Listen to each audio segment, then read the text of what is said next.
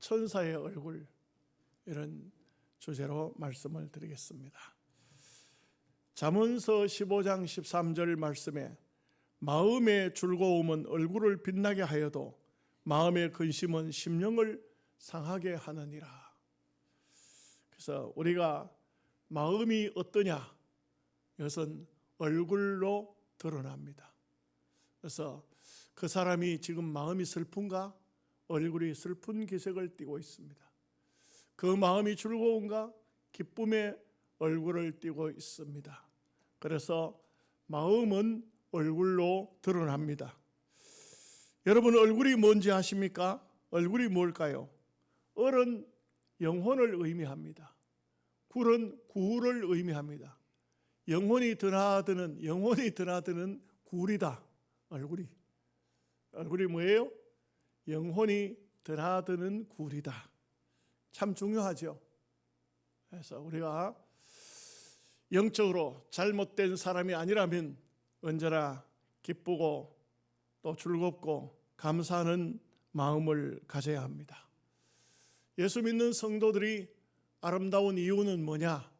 마음이 늘 즐겁고 감사하고 또 근심 걱정은 하나님께 맡기고 믿음으로 살기 때문에 얼굴이 아름다운 것입니다. 에브라임 링컨 유명한 대통령이 그런 말을 했어요. 사람이 나이가 40이 되면 자기 얼굴에 책임을 져야 된다. 40 이전에는 부모가 준 얼굴로 살지만 자기가 어떤 마음을 가지고 사느냐에 따라서 40쯤 되면은 그 얼굴로 나타난다는 것입니다. 평화로운 얼굴일까? 흉악한 얼굴일까? 이 좋은 얼굴이 되는 것은 좋은 마음이 좋은 얼굴을 만드는 것입니다. 우리나라 사람들도 얼굴에 대한 말을 참 많이 해요. 제가 한번 찾아봤어요. 그랬더니 이런 말이 있더라고요. 내가 얼굴을 들을 수가 없다. 어떤 일일까요? 뭐 때문에 얼굴을 들을 수 없을까요? 또 이런 말이 있어요. 내 얼굴에 먹칠하지 말라. 이것은 아마 가장 가까운 사람들, 특히 자녀들이나 형제나 혹은 뭐 어떤 아주 가까운 사람에게 하는 말 같아요. 내 얼굴에 먹칠하지 말라. 또 이런 말이 있어요. 자기 얼굴에 침 뱉기다. 뭔가 하는 게 뭔가 자꾸 뭘 움직이고 하고 있는데 그거 하지 말아야 돼. 자기 얼굴에 침 뱉는 거라. 하지 말아야 돼. 또 이런 말도 있더라고요. 제 얼굴을 한번 봤어라도 내 얼굴을 한번 봤어라도 이런 말, 얼굴을 가지고 얘기해요. 좀 심각한 말도 있더라고요. 벼룩이도 낯짝이 있지. 이건 좀 심각한 말 같아요. 벼룩이도 낯짝이 있지. 낯짝이라는 말하고 얼굴이라는 말하고는 조금 다른 것 같아요. 여러분, 우리나라의 국민 가수라고 하는 어떤 이름은 말하지 않겠어요. 가수가 결혼을 해서 딸을 낳았어요. 그 딸을 공개를 했는데 저도 깜짝 놀랐어요. 왜 그렇게 못생겼는지. 그래서 느꼈어요. 그 엄마가 얼굴을 성형수술했구나. 얼굴을 바꿨구나. 참 이런 경우를 많이 봅니다.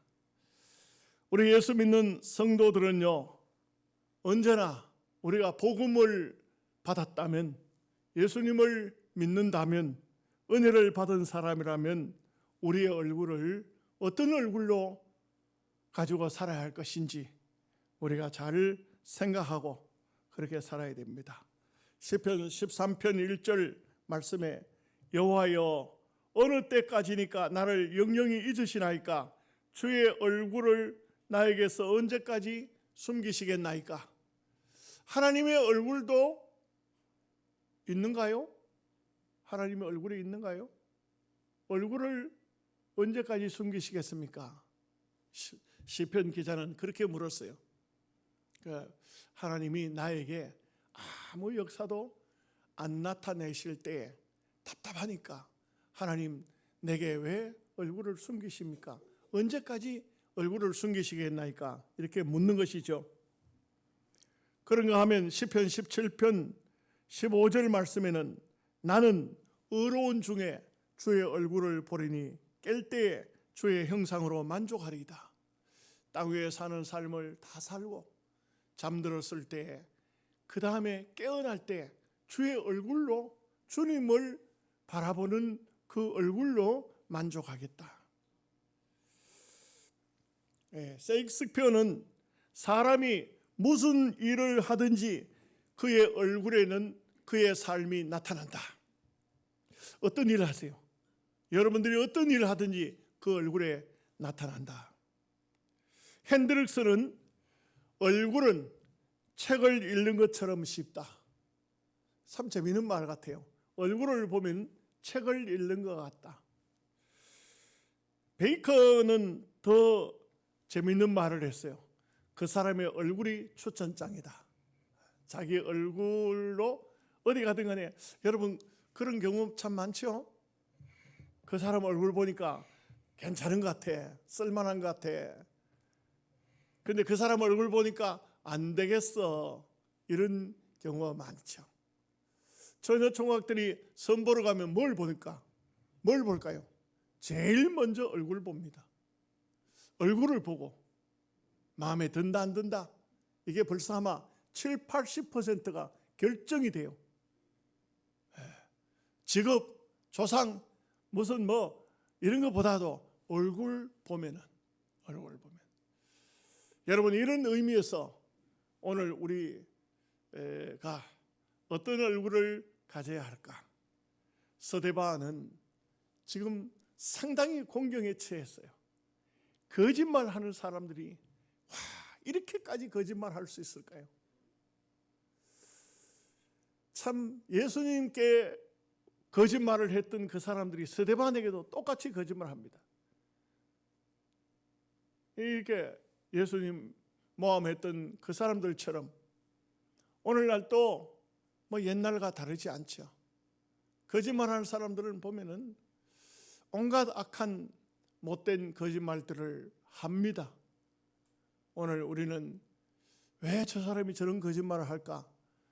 옛날에 있던 그 마귀가 죽지 않고 지금도 있는 거예요. 마귀는 1000살, 2000살이 돼도 나이를 먹지 않아요. 그냥 있는 거예요. 그 마귀가 옛날에 사용하던 술법을 지금도 사용하고 있다, 이렇게 보면 되는 것입니다. 그런데도 스데반의 얼굴은 천사의 얼굴과 같더라. 여러분 지금 현재 거울 안 가지고 계시죠? 우리 옆 사람에게 한번 물어볼까요? 내 얼굴은 어떻습니까? 안 물어봐도 되겠습니까? 좀 얼굴을 밝은 표정을 좀 하십시오. 아침밥도 못 잡수고 왔습니까? 우리가 참 신앙생활을 하면서 정말 중요한 것은 예수님을 믿는 그 믿음의 기쁨과 감사와 감격이 내 속에 들어있으면 내 얼굴로 나타나도록 되어 있습니다. 참 이런 얼굴에 대한 오늘 말씀 몇 가지를 생각하죠. 첫째로 스데반의 얼굴은 성령 충만했습니다. 성령 충만한 얼굴입니다. 7 집사를 뽑을 때에 성경을 보면은 믿음과 성령이 충만한 사람이라 이렇게 했어요. 믿음이 있으면 성령이 있고 성령이 충만하면 믿음이 있는 거예요. 그래서 초대교회에서 보면은 참 처음 초대교회가 시작될 때는 예수님은 교회를 시작 안 하셨죠.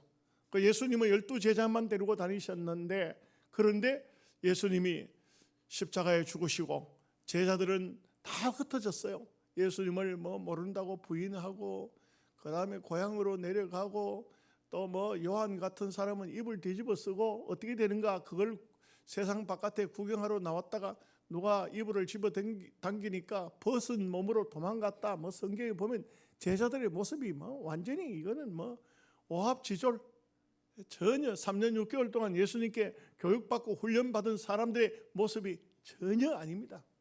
행편은 없습니다. 이런 상태에 예수님께서는 제자들을 다 만나 주십니다. 그 예수님이 하신 말씀은 딱 한 가지예요. 예루살렘으로 올라가라. 예루살렘으로 올라가라. 예루살렘으로 올라가라. 그래서 어느 순간에 가룟 유다를 뺀 제자들이 다 모였어요. 다 모인 장소에 예수님께서 그들에게 나타나셔서 너희에게 평안이 있어라.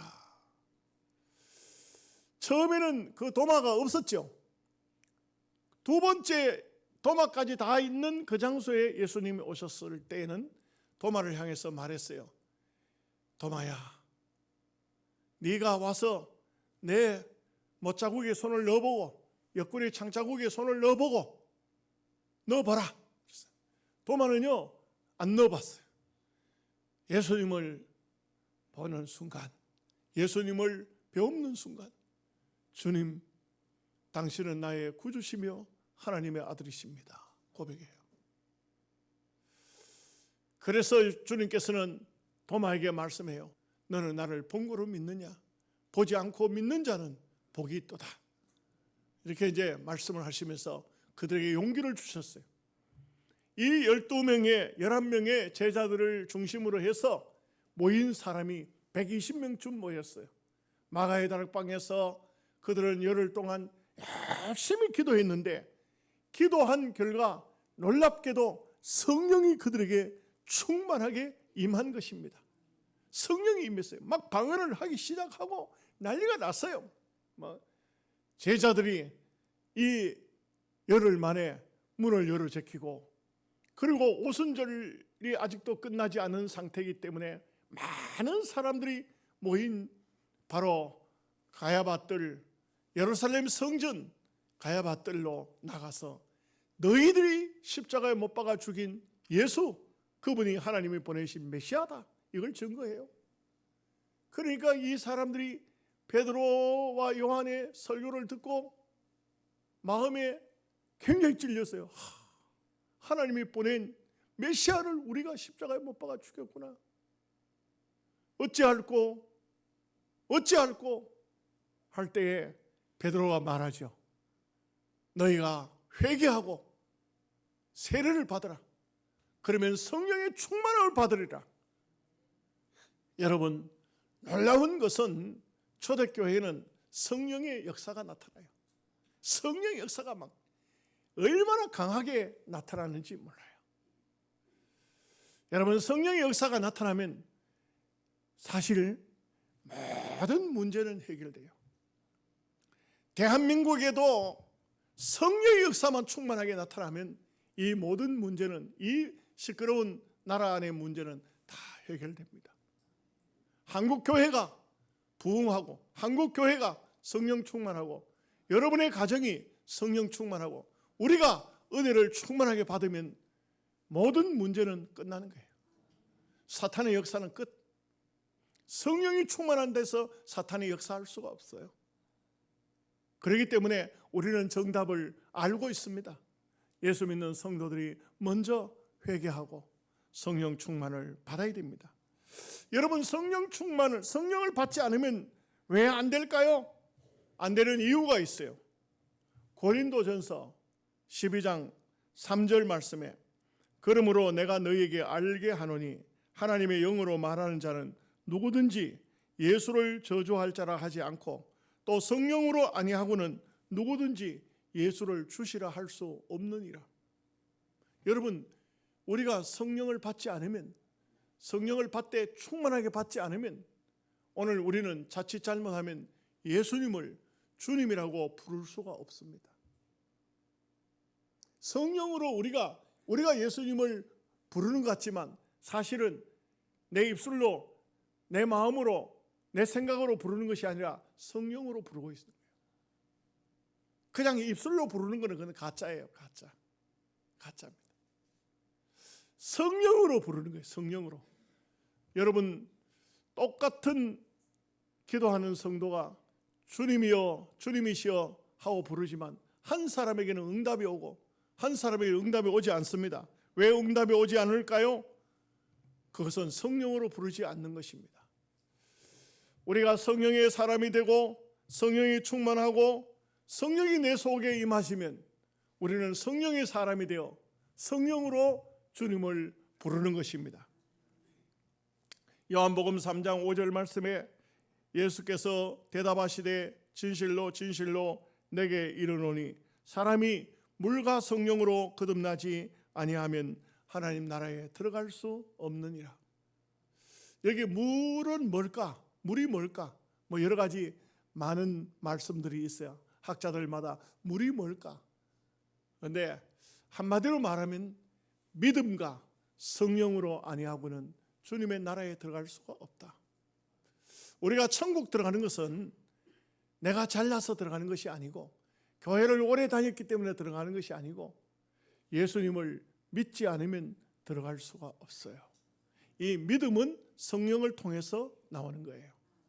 그래서 성령과 믿음으로 스데반의 얼굴에는 성령이 충만했어요. 믿음이 충만했어요. 그렇기 때문에 바로 스데반은 그 얼굴이 천사의 얼굴과 같더라. 뭐 천사를 본 사람이 있나요? 천사를 봤다는 것은 거의 뭐 1000명, 10,000명 중에 한 사람일까요? 어떻게 천사를 만날까요? 천사를 어떻게 볼까요? 그런데 우리는 잘은 모르지만 천사를 못 봐도 말은 잘해요. 그 사람 천사 얼굴 같더라. 그 사람은 악마의 얼굴 같더라. 악마 봤나요? 근데도 우리는 잘 알아요. 예, 영적인 감이 있어요. 그래서 그 사람은 천사 얼굴 같아. 그 사람은 천사 같아. 그 사람은 하는 행동이 말하는 것이 천사 같아. 잘 압니다. 여러분, 그렇기 때문에 이 스데반의 모습은 참으로 천사의 얼굴과 같았다는 것입니다. 두 번째는 스데반은 은혜가 충만했다. 그래서 뭐 믿음과 성령이 충만하면 은혜가 충만하도록 되어 있죠. 다 이거 뗄 수 없는 관계입니다. 성령은 충만한데 얼굴은 형편이 없더라. 그게 말이 안 되죠. 은혜가 충만한 얼굴, 바로 그 얼굴이 스데반의 얼굴입니다. 스데반은 은혜가 충만했고 바로 은혜 충만한 그 얼굴로 그 어려운, 그야말로 힘들고 고통스러운 그 악인들이 온갖 악한 말을 하지 않습니까? 이런 악인들 앞에서 우리가 섰을 때 참 마음이 괴롭지요. 와, 이럴 수가 있나? 전혀 내가 꿈에도 생각지 못한 그런 말들을 스데반 같은 믿음의 사람이 어떻게 하나님을 저주하고 율법을 고치겠다고 그렇게 말하고 회당을 헐고 사흘에 짓는다. 이게 성전 짓는데 예수님께 끼어다 붙였던 것을 또 지금 와서 또 스데반에게 갖다가 붙이네. 이렇게 악한 말을 하는데도 스데반은 얼굴을 찡그리지 않았어요. 얼굴이 천사의 것처럼 환했어요. 밝았어요. 이게 참 우리가 본받아야 될 모습입니다. 우리가 본받아야 될 모습이에요. 우리는 막 얼굴 표정이 얼마나 잘 변하는지 금방 웃다가도 금방 그냥 찡그리고 금방 화내고 이런 때가 참 많습니다. 그런데 우리는 이 천사의 얼굴, 천사는 찡그리는 얼굴이 없겠죠. 뭐 천사를 직접 안 만나봤어요. 잘 모르겠습니다만 천사의 얼굴은 참 그야말로 밝은 얼굴이겠죠. 여러분 유명한 한경직 목사가 40년 영락교회 목회를 하고 은퇴할 때에 그때 어떤 기자가 물었어요. 목사님 40년 목회하면서 가장 힘들었을 때가 언제입니까? 가장 힘들었을 때. 제가 이 말을 즐겨합니다. 자주 합니다. 많이 들었을 거예요. 한경직 목사님 대답이 뭐냐면 가장 힘들었을 때가 내가 내 믿음이 떨어졌을 때입니다. 여러분, 우리 신앙인에게 있어서 믿음의 사람에게 있어서 믿음이 떨어지는 것은 가장 힘든 때예요. 가장 어려운 때예요. 세상이 어떠든지 뭐 지금 세상이 얼마나 요동치고 얼마나 문제가 많은 세상입니까? 그러나 분명한 것은 내 믿음이 떨어지면 안 됩니다. 어떤 상태가 오든 간에 내 믿음을 지키시기 바랍니다. 믿음을 지키기 위해서 기도하고 믿음을 지키기 위해서 말씀을 통하여서 내 믿음을 지키기 위해서 신앙생활을 바로 해야 돼요. 고린도후서 6장 2절 말씀에 보라 지금은 은혜 받을 만한 때요 보라 지금은 구원의 날이로다. 언제나 은혜 받는 것도 지금 받아야 돼. 지금 은혜 받아야 되고 구원도 지금 받아야 되는 겁니다. 이거 앞으로 은혜 받지, 앞으로 구원 받지 이게 아니에요. 오늘 우리 현재에서 현실에서 지금은 내가 마음이 슬퍼 나중에 뭐 은혜를 좀 받아서 마음을 기쁘게 하지 아닙니다. 다 여러분 근심 걱정 염려거리 모든 문제들 가지고 오신 거 있다면 십자가 앞에 다 내려놓으세요. 다 내려놓으시기 바랍니다. 자식 문제도 남편 문제도 직장 문제도 생활 문제도 다 오늘 다 내려놓으세요. 다 내려놓으시기 바랍니다. 아멘 하십니까? 아멘 하십니까? 다 내려놓으시기 바랍니다. 다 내려놨습니까? 다 내려놨습니까? 아직도 얼굴이 안 펴진 분들은 아이고 목사님요 내려놓으려고 하기에 염치가 있지 그래. 예? 이거는 내 문제지 하나님 문제가 아닌데 아닙니다. 여러분 개인적인 문제일지라도 여러분들이 가지고 있는 그 고민거리일지라도 다 주님 앞에 내려놔야 됩니다. 토마스 아담스가 이런 말을 했어요. 아침에 태양이 떠오르듯이 은혜가 우리의 심령 속에 스며든다. 처음에는 여명이요 다음에는 빛이며 다음에는 태양과 같다. 태양과 같다. 환하게 온 세상을 비추는 태양과 같다. 그러므로 오늘 우리는 은혜의 삶을 살지 않고는 올바른 삶을 살 수가 없다 이거죠. 킬톤이라는 신학자는 은혜를 베풀고는 그것을 기억하지 말라. 그러나 은혜를 받았거든 그것을 반드시 기억하라. 참 재미있는 말 같아요. 참 훌륭한 학자들은 그들의 한마디 한마디 말들이 많은 교훈을 줘요. 은혜를 베풀거든 생각지 마라. 잊어버려라.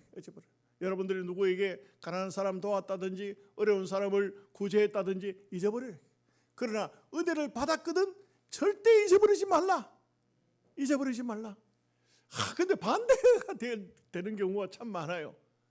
내가 베푼 거는 절대 안 잊어버려요. 내가 그 얼마나 어려울 때 얼마나 많이 도와줬는데 근데 또 자기가 받은 데 대해서는 전혀 생각지 않는 경우가 많아요. 그렇게 해서는 안 되는 것이죠. 여러분 그 책임감에 있어서는 이런 말이 참 중요한 것 같아요. 서양사를 배워보면 노블리스 오블리주에 대한 말이 로마 시대 때부터 이게 아주 유행했던 말인데 책임감이라는 책임감. 여러분 왕족이라든지 귀족이라든지 이런 사람들은요 국가로부터 엄청난 혜택을 받아요. 그 사람이 어떤 귀족 반열에 올랐다 하면은요 정부로부터 나라로부터 굉장한 혜택이 주어집니다. 엄청난 혜택이 주어져요. 그런데 이 사람들에게 중요한 문제는 나라에 어떤 문제가 생겼을 때 전쟁이 일어났을 때 이럴 때입니다. 이럴 때 보면은요 이 노블리스 오블리주 하는 것은 책임감이에요. 책임감. 전쟁이 나면요 이 귀족들이 가장 먼저 쫓아나와요. 가장 먼저 무기를 들고 가장 적들과 먼저 싸우려고 나온다고요. 영국의 항실 이야기를 서양사 같은 데서 배워보면요 영국의 항실에서도 전쟁이 일어나니까 가장 먼저 전쟁터에 나갔다가 왕자들이 죽는 경우가 참 많아요. 이건 뭡니까? 책임감이에요. 책임감. 많은 혜택을 누리는 반면에 거기에 대한 책임감을 강하게 가지는 것이죠. 오늘 우리가 그리스도인으로서 하나님 앞에 얼마나 큰 은혜를 받은 사람입니까? 하나님의 큰 은혜를 받았으면 그 은혜에 대해서 책임감을 가져야 돼요.